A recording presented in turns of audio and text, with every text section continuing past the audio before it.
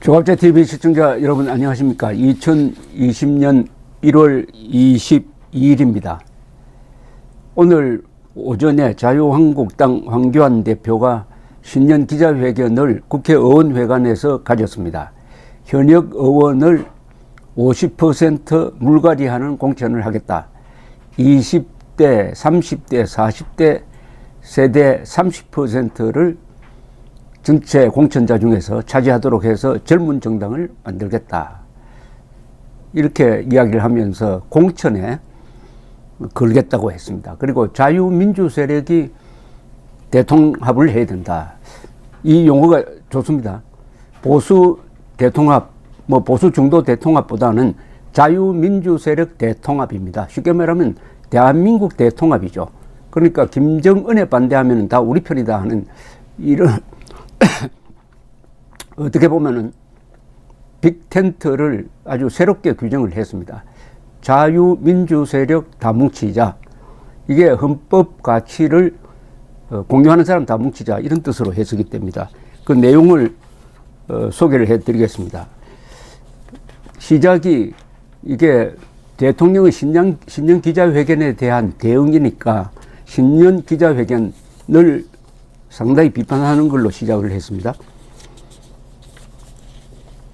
대통령의 마음속에는 오직 조국과 북한밖에 없었습니다. 조국에게 마음의 빚이 있다. 이제 국민들이 조국을 용서해달라고 하셨습니다. 조국이 누구입니까? 민정수석과 법무장관으로 권력을 농단하고 불공정과 불의로 국민들을 분노하게 하고 사법기관의 피의자로 소추되어 아직도 검찰에서 추가 수사를 받고 있는 인물입니다. 그런 사람을 대통령이 직접 나서 변호하는 게 가당키나 한 것입니까? 조국을 수사하고 청와대 울산시장 공작 선거를 수사하고 유재수 감찰 무마 사건을 수사하고 있는 윤석열 검찰에게 철퇴를 가하고 있습니다. 심지어 이것을 검찰개혁이라는 말로 포장해 국민을 속이고 있습니다. 야당을 무시하고 추미애 법무장관을 기습적으로 임명한 이유가 여기에 있었습니다. 대통령 눈에는 국민은 보이지 않으십니까? 오직 내 편만, 내 진영만 보이십니까?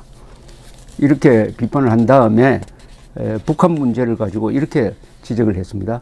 문재인 대통령은 또 맹목적 북한 바라기에 눈이 멀어 우리 국민들이 우려하는 북핵 위협이나 한미동맹 파괴는 보이지 않습니다.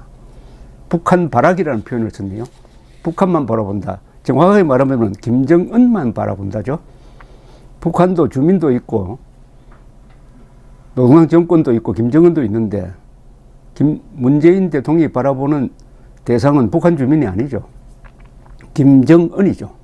김정은 바라기라고 하는 게 정확한 표현인 것 같습니다. 지난 3년 평화의 실질적 진전이 있었습니까?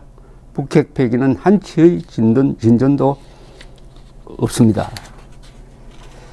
그리고 문재인 정권이 민주주의에 대한 총공격을 가하고 있다. 민주주의를 파괴하고 있다. 저는 민주주의를 독살하고 있다. 살해하고 있다. 이런 표현까지 썼는데 거기에 이 공안검사 출신이고 이 이론가인 황교안 대표는 아주 쉽게 이렇게 정리를 했네요. 문재인 정권은 민주주의 정치도 합법의 탈을 쓴 채 전방위적으로 체계적으로 파괴하고 있습니다. 현대 민주주의 국가는 상권 분립, 법치주의, 의회주의 위에서 운영됩니다. 이러한 원리들은 절대 권력의 출현을 막기 위한 것입니다. 문재인 정권은 지난 3년간 원한과 정오의 정치로 나라를 반으로 쪼개며 이 모든 민주주의 핵심 원리들을 파괴했습니다. 행정부 권력으로는 모자라 법률적 양심을 내팽개친 정치 법관들을 앞세워 사법부도 장악했습니다. 범여권 정당 야합을 통해 입법부마저 장악했습니다. 야합 세력이 장악한 국회는 대통령의 하명을 수행하는 거수기가 되었습니다. 이 거수기란 말은 옛날 이 권위주의 정부 시절에 야당이 많이 썼던 말입니다. 거수기, 손을 드는 기계다 이런 뜻입니다. 국회에서 무조건 정권을 따라가면서 거수기 역할을 한다 이렇게 비판을 했던 그 거수기가 또 등장했습니다. 사법부와 입법부가 청와대의 신뢰가 되는 순간 이 나라 민주주의는 종말을 고했습니다. 이미 종말을 고했다고 썼네. 민주주의가 아직 살아있긴 있는데 문재인 정권은 지난 3년간 이렇게 자유와 번영의 대한민국을 무너뜨렸습니다. 대한민국을 무너뜨렸다. 상당히 강한 발언인데 이런 강한 발언이 워낙 귀에 익숙하다 보니까 이게 국민들을 어느 정도 자극할지는 모르겠습니다. 새해 들어 확실한 변화라는 구호를 내세우며 대한민국을 더 확실히 무너뜨리겠다고 다짐하고 있습니다. 이런 문재인 정권에 대해 확실한 심판을 가하지 않으면 대한민국이 확실한 사망 선고를 받을 것입니다.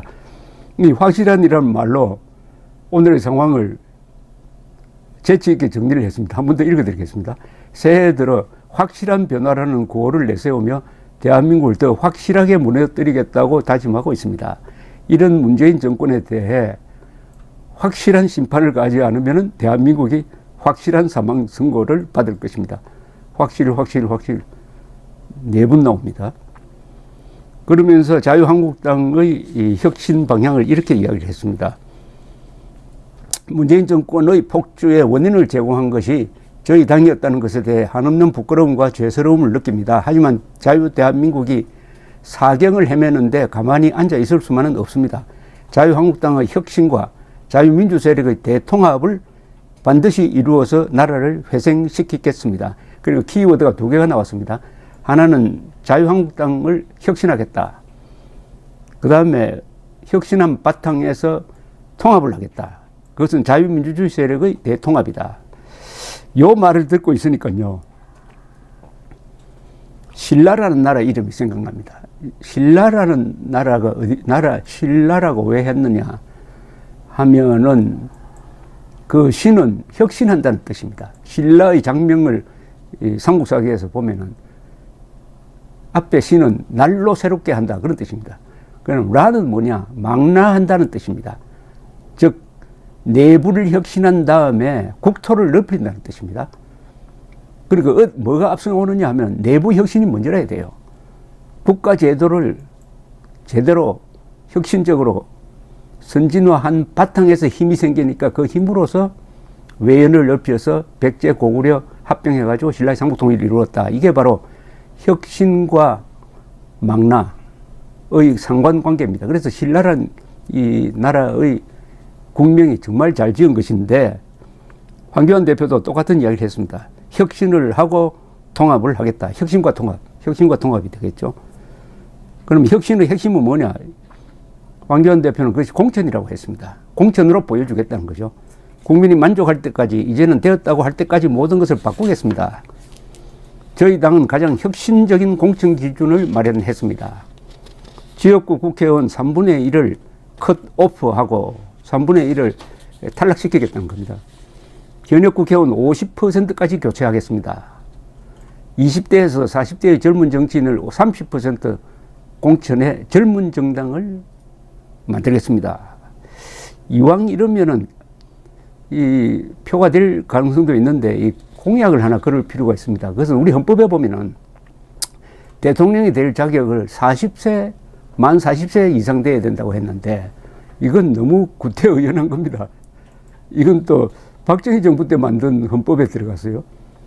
지금 유럽에는 30대 수상이 많습니다.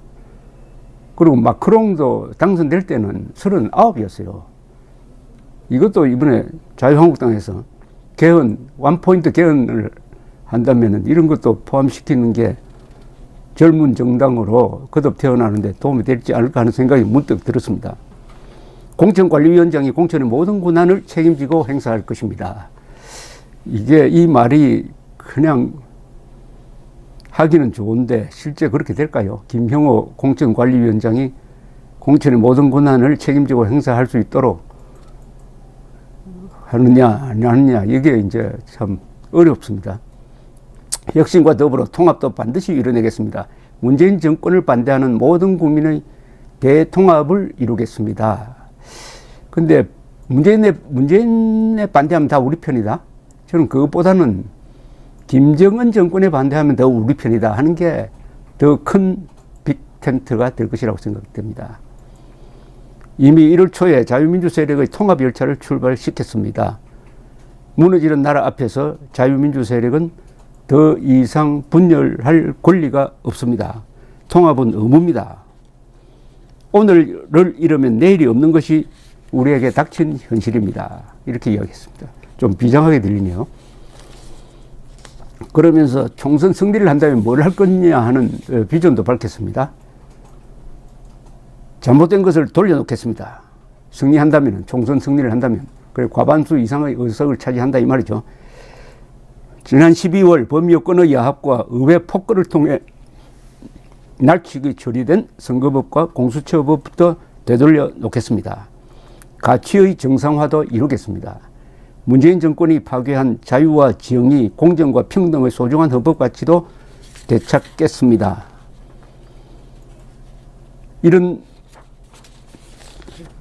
정상화를 통해서 꿈과 희망이 되살아나면 지난 3년간 문재인 정권의 진영 정치가 초래한 국민 분열도 치유될 것입니다.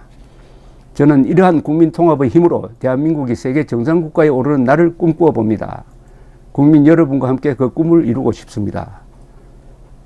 설 연휴 잘 보내시고 새해 복 많이 받으십시오. 끝에 총선 승리를 했을 때 어떻게 하겠다는 말을 붙인 것이 상당히 희망과 용기를 북돋우는 내용이라고 저는 평가하고 싶습니다. 문제는 근사한 기자회견문인데 이것을 현실 정치에서 선거판에서 어떻게 관철시키느냐 하는 것이죠. 바야흐로 선거의 계절입니다. 바야흐로. 그리고 정치는 인간이 할 수 있는 가장 고도의 이 행동입니다. 정치에 모든 것이 수렴되게 되어 있습니다. 정치에 대해서 많은 사람들이 명언을 남겼지만은 비스마르크 19세기 프러시아 주도의 독일 통일을 이룩한 비스마르크가 한 말이 정치는 가능성의 예술이라고 했습니다. 정치는 불가능한 것을 이루려고 하는 그런 몽상가가 아니라는 거죠. 가능성의 예술은 가능한 범위 안에서 최선의 결과를 뽑아내는 것. 이게 바로 정치가 예술이 될 수 있다 하는 것입니다. 황교안 대표가 이런 근사한 이야기를 했지만은 이것을 이루려면은 현실적인 제약이 있습니다. 그 현실적인 제약에서도 최대의 성과를 낼 수 있는 것은 역시 지혜가 필요하고 용기가 필요한데 우리 국민들이 황교안 대표의 오늘 신년사를 읽고 느끼는 바가 있을 것이라고 생각합니다. 감사합니다.